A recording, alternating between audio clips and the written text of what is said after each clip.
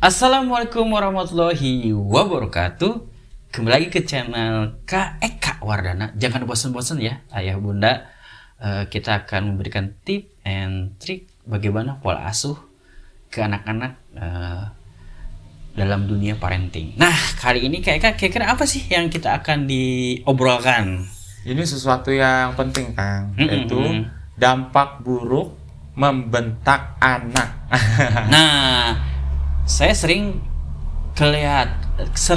lihat gitu ya, bagaimana si orang tua itu mungkin lagi capek gitu ya. Iya. Kau, anaknya gini bengong, gitu kan sampai anak nangis gitu. Apakah itu baik? Kadang-kadang kalau terjadi anak memang bandel banget gitu, susah dikasih tahu kan, kadang kan emosional ayah dan bunda itu keluar kan. Iya. Bentak kan, sadar tidak sadar keluar. Iya. Nah, tips dan dampaknya ke anak-anak tuh apa aja kayak Kak? Oke, nah seperti yang tadi Kang Denny bilang, bahwa orang tua membentak itu biasanya karena frustasi dengan tingkah anak yang dibilang susah diatur, susah nurut dan sebagainya. Akhirnya keluarnya jadi membentak gitu ya. Ini ada dampak buruknya, setidaknya ada 5 nih. Ini ya ayah dan bunda semua. 2 psikologis, yang 3 fisik. Nah, ternyata bukan cuma mukul yang berdampak fisik, membentak juga bisa berdampak fisik. Nah, ayah bunda. Yang pertama ya, yang psikologis dulu ya. Nah, psikologis yang pertama adalah kalau anak dibentak, itu perilakunya bukan jadi tambah benar, tapi malah tambah parah. Jadi kalau bahasa Sunda bedegong. Nah, jadi tidak bisa membentuk perilaku dengan bentakan, dengan kasar, nggak bisa. Karena kalau dibentak, dikasarin, bukannya tambah benar, malah tambah parah gitu. Kalau nggak anaknya jadi penakut sekalian, anaknya jadi pemberontak sekalian gitu. Jadi kalau menurut saya sih, yang terasa sama saya waktu kecil, kalau sering dibentak, tidak ada kepercayaan diri kayak Kak. Iya, itu dia. Waktu saya sekolah tuh untuk ngomong gimana, takut dimarahi karena ada traumatik waktu kecil kan, kalau ada apa-apanya gitu. Nah, itu yang dimaksud tadi. Jadi perilakunya tambah parah. Tambah parah tuh bukan selalu malah jadi tambah bandel, bisa jadi malah tambah kayak tadi Kang Denny bilang, tidak percaya diri, jadi penakut, jadi yes man ya kan. Kalau kata temennya kamu harus begini, ngikut aja karena jiwa mandirinya, jiwa rasa percaya dirinya udah terkikis dengan bentakan-bentakan di rumah. Jadi takut membuat kesalahan. Iya, gitu. Oke, tips yang kedua kayak yang kedua, sebetulnya belum tips deh, masih dampak dulu ya. Oh, dampak dulu. Oke, siap. Banyak sih tapi nanti. Oh ya, sekarang mah ngebahas dampak dulu aja, maksudnya biar orang tua ya bunda sadar nih. Kalau dampaknya buruk begini berarti berhenti dulu nih, gitu kan? Cara menangani anak. Berhenti dulu deh ngebentak ya. Kita kasih alasan supaya berhenti. Nah, yang kedua itu dari masih psikologis ya. Itu membuat anak depresi. Depresi itu rasa sedih yang berkepanjangan, kayak nggak ada jalan keluar. Nah, kalau udah depresi begini, nanti udah pasti perkembangan psikologisnya nggak bagus dong, ya kan? Kayak waktu saya waktu itu scroll Instagram, ada yang viral tuh, si anak kecil tuh kelas 3 tuh menulis sesuatu, dampak sakit hatinya tuh, saya cuma sekilas aja pakai bahasa Sunda gitu kan. Itu sempat viral kayak Kak, viral dia kabur, dia apa. Nah, mungkin itu ya dampaknya yang terbesar tuh ya, karena setiap anak tuh berbeda-beda ya. Iya. Jadi kalau anak mengalami depresi, nanti itu akan terbawa ke masa dewasanya, susah itu penyembuhannya, perlu waktu lama kalaupun sembuh ya, itu juga gitu. Jadi karena anak-anak tuh kan udah dibilang seperti mendidik di masa anak-anak tuh seperti mengukir di atas batu. Nempel banget. Jadi kalau yang ditempelkan itu, diukirnya itu bentakan, dia masih nempel terus, terukirnya kuat gitu, ke bawah sampai masa dewasa gitu. Ya waktu itu kan sebutnya tuh golden age. Jadi apa yang kita omongkan, sesuatu yang menurut dia kerasa ke hatinya tuh menempel. Iya, nempel. Nah, jadi ayah dan bunda Itu 2 alasan psikologis agar kita berhenti nih, jangan membentak anak deh mulai sekarang gitu ya. Tapi ada dampak fisiknya kan. Jadi ternyata ngebentak itu bukan cuma psikologis ya. Kalau psikologisnya kita tahu lah ya. Tapi ternyata ada dampak fisiknya. Apa itu, Kak? Nah, ada 3 malah lebih banyak ya. Pertama itu, bentakan itu bisa mengubah atau membuat arah perkembangan otak jadi menyimpang. Maksud menyimpangnya apa, Kak? Nah, kenapa menyimpang? Karena otak itu lebih cepat merespon hal-hal negatif dibanding hal-hal positif. Jadi kalau misalnya ada sesuatu yang menakutkan, cepet banget otak tuh bereaksi dibanding dengan hal-hal yang menyenangkan. Misalnya ada kue, dia ya seneng sih, tapi nggak akan sekabur kalau ada sesuatu yang menakutkan kan, langsung responnya kayak gimana. Nah, karena otak anak tuh lagi berkembang, ya kan Kang, masih tumbuh tuh otaknya, bukan cuma dalamnya yang berkembang, tapi si fisiknya juga masih membesar, set gitu ya. Nah, ketika masih dalam keadaan rawan kayak gitu, dibentak, itu perkembangannya bisa jadi salah. Gitu. Jadi hubungan sarafnya itu lebih cepat ke hal-hal negatif.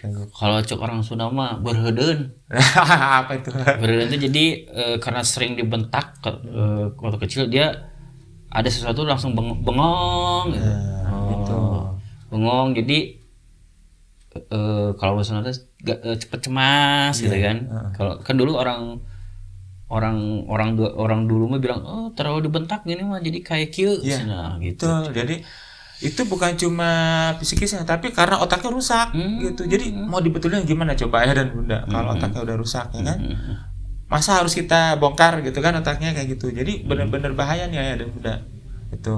Jadi ada efek fisiknya Kang. Terus yang kedua nih efek fisiknya ya, adalah bentakan itu bisa membuat anak benar-benar sakit secara fisiknya. Kira-kira sakit apa?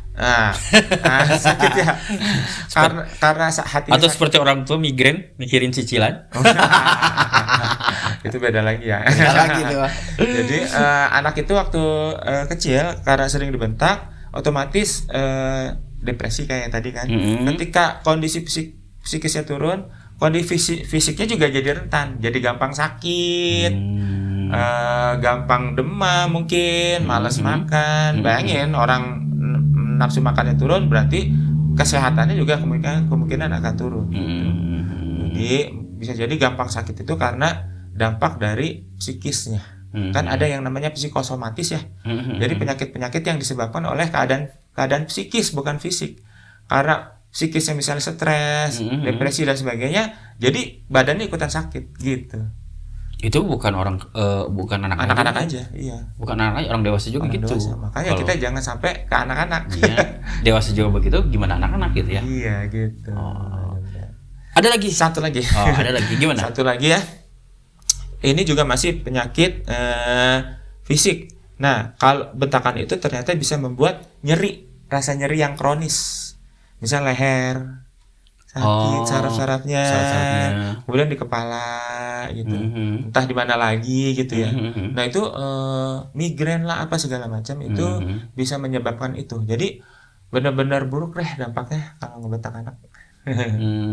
Ini bentaknya berulang-ulang terus ya? Wah itu lebih parah. Gitu. Nah itu dampak yang akan dirasakan oleh anak-anak Bunda. Dan dampak itu akan terus sampai remaja, dewasa, bahkan sampai aki-aki dan ini. Iya, betul. Nah, ada satu pertanyaan lagi, ini pribadi ya. Iya. Ada yang menggelitik nih, kan ada Rasulullah tuh kalau anak tidak sholat dipukul. Oh iya. Dipukul. Kan bentak juga sudah mendapatkan efek ya, efek psikologi, psikis dan fisik juga. Nah, dan hadis itu kalau orang yang tidak sholat, anak-anak itu pukul. Nah, korelasinya gimana? Ini bonus dari saya. Korelasinya gimana Kak Eka? Iya. Jadi di hadis itu kalau nggak salah lengkapnya ya, ajarkan anak-anakmu sholat dari usia 7 tahun. Kalau umur 10 tahun masih belum juga sholat, udah diajarin selama 3 tahun, boleh dipukul kan gitu ya. Jadi nggak ujuk-ujuk tiba-tiba main pukul, nggak masalah pukul. Gitu Jadi ya. ada proses selama 3 tahun. Dari 7 tahun sampai 10 tahun. Itu didik tiap hari. Sehari diajak 5 kali sholat, masih selama 3 tahun nggak mau juga ya berdegong pisan lah istilahnya ya.